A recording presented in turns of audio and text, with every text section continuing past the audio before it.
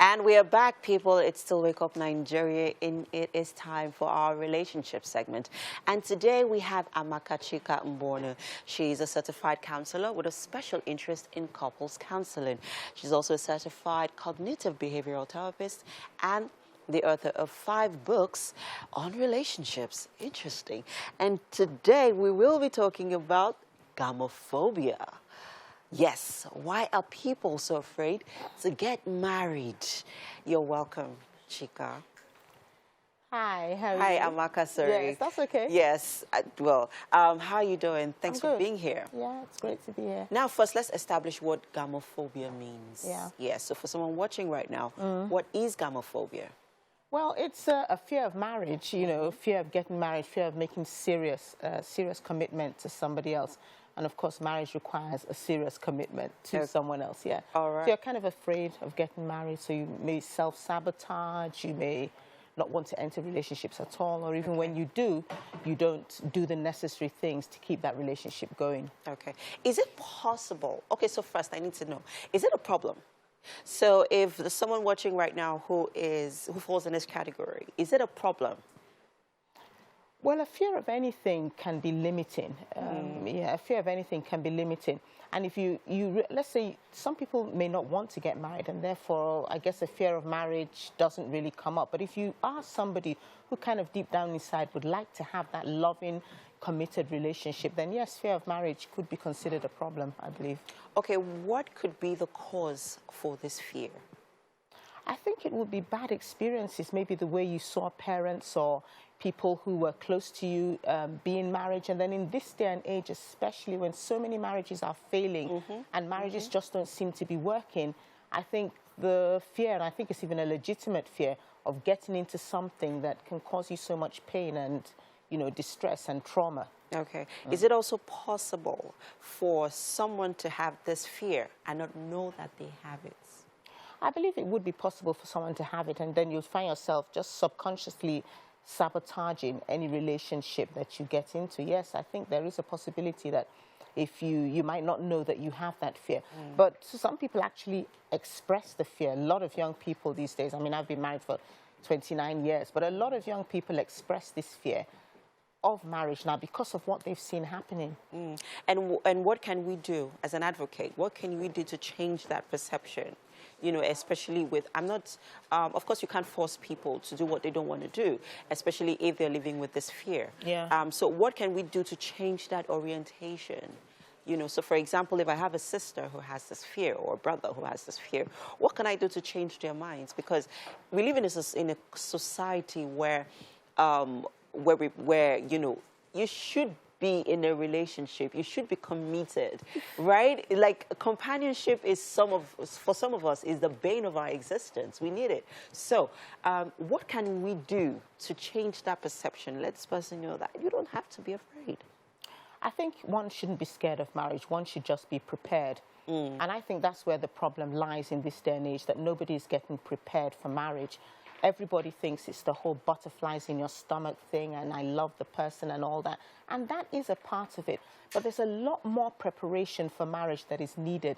And if you're properly prepared so that you know yourself, so that you get together with the right kind of person, then there's really nothing to be scared of. I think the way to keep people from being afraid is to prepare them, having awareness. I think every young person and even older people should go through the things they need to learn to be in a marriage. Okay. So it's to create an awareness. There's a lack of awareness, and somehow we have this erroneous belief that marriages just work and that love is enough. But sadly, it isn't. And you need, just like with everything else in life, you need to learn the rules behind it and what you can do to excel in it. All right. You mentioned something here earlier on where you talked about not everyone is prepared for marriage. How does one mentally, because it's a mental work that you have to do to prepare yourself. So how do you put this process, or how do you begin this process for preparing yourself for marriage? Well, I guess it is mental, but it's not just mental. Okay. Because you actually have to prepare. I mean, many of us went to school for years, and what you're doing now, you probably went through some kind of training for it, and you continue to hone your skills in this area. And I think the same thing applies to marriage. In fact, I usually say premarital counseling is a must, but premarital counseling is also a must, where you prepare yourself. Can you communicate properly? Do you have enough self-esteem? Do you believe you're worth someone loving? These are things one should prepare themselves for even before they've met somebody. And of course, when you've met somebody, premarital counseling is a must. And when you are married, to continue to learn the things and develop yourself in a way that can make your marriage work is kind of key. So those are the kind of preparations that are in place, especially for young people.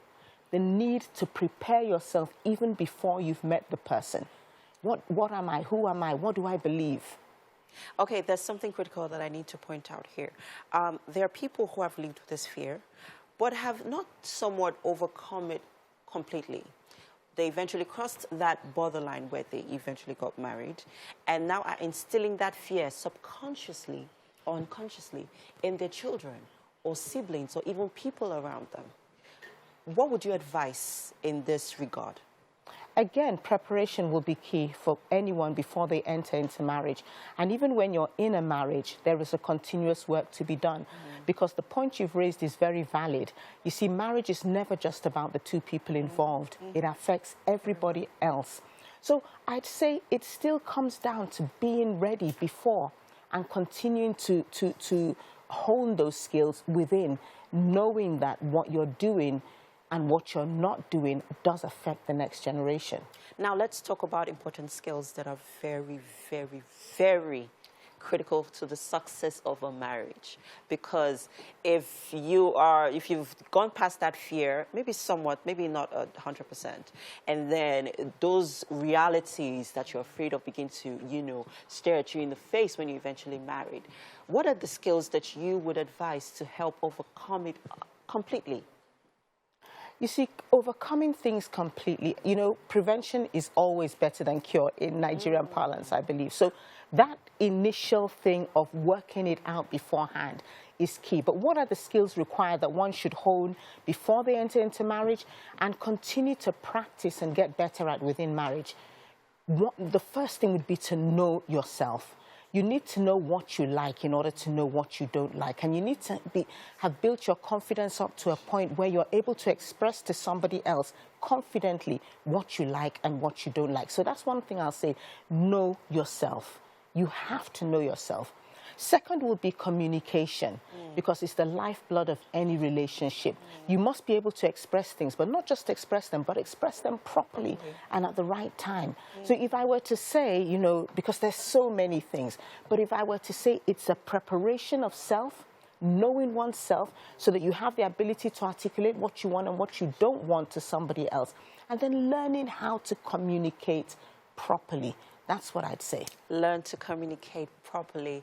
Thank you so much, Amaka. It's a pleasure having you here. It's been lovely I am being here. particularly looking forward to next week's. Oh, wow. Yes, I am. All right, this conversation continues online, people on all our social media platforms at TVC Connect. You can also tag Amaka. What's your social media? Amaka Chika-Mbonu. Amaka Chika-Mbonu. Yes. On all our social media and target her.